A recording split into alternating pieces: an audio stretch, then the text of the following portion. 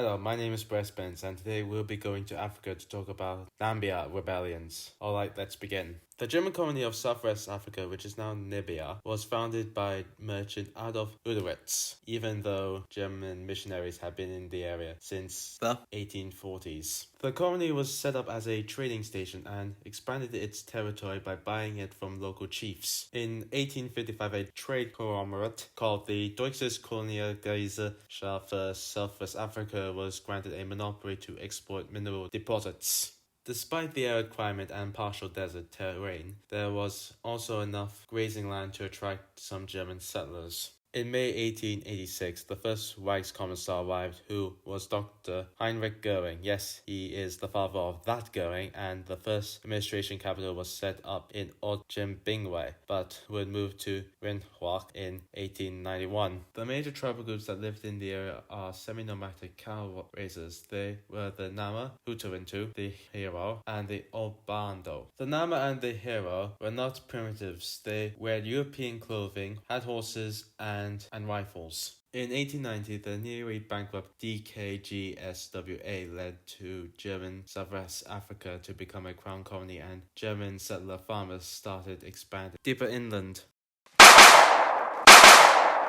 However, attempts to force the Witebu Nama to sign away their land, which led to the first real African opposition led by Chief Heinrich Witebui. German officials called upon imperial troops under the command of Hauptmann Kurt von Francosius to force Heinrich's people to submit. But Kurt needed reinforcements, so he got his brother, 2nd Lieutenant Hugo von Franciscus, with 214 men arrived at Walvis Bay on March 16, 1893, and on April 8, 1893, Kurt marched to Heinrich's stronghold. They arrived at the fortified village on April 12, and he ordered his companies to surround the village, and they faced 250-odd men. After a 3-hour fight, the Witebu were forced to abandon their village and leaving behind some 150 dead, including many women and children. This success was short-lived. The Hutu attacked and drove off or captured most of the German horses, leaving the Germans unable to pursue the well-mounted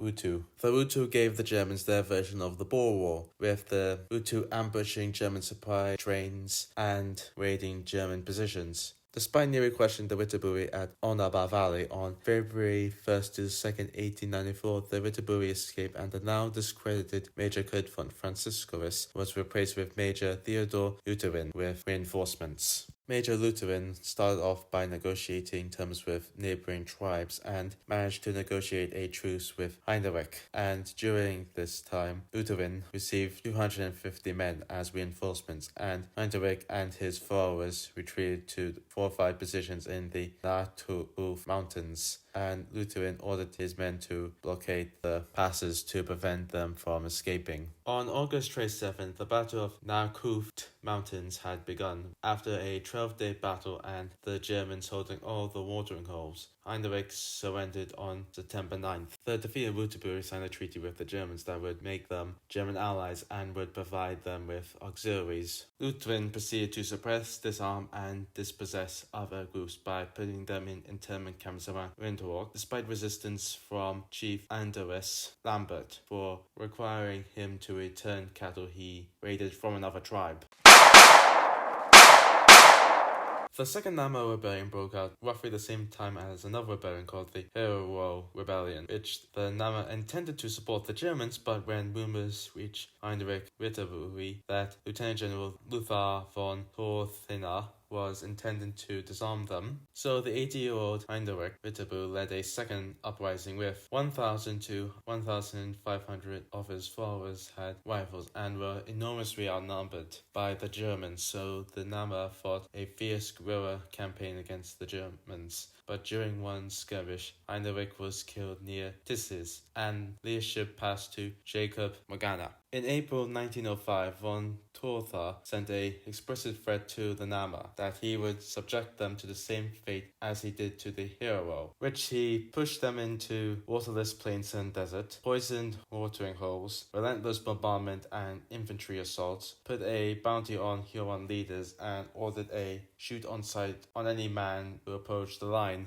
He and his successors followed through on that threat, and this policy led to the deaths of 10,000 Nama, which was 50% of the population, died during the Second Revolt, which lasted until 1908. The aftermath of the revolt led to the rest of the Nama being driven into internment camps or handed over to government and private businesses who needed laborers who treated them as slaves. During the revolt, 1,749 Germans were killed during both of these uprisings. If you like this video, like and subscribe. See you next time.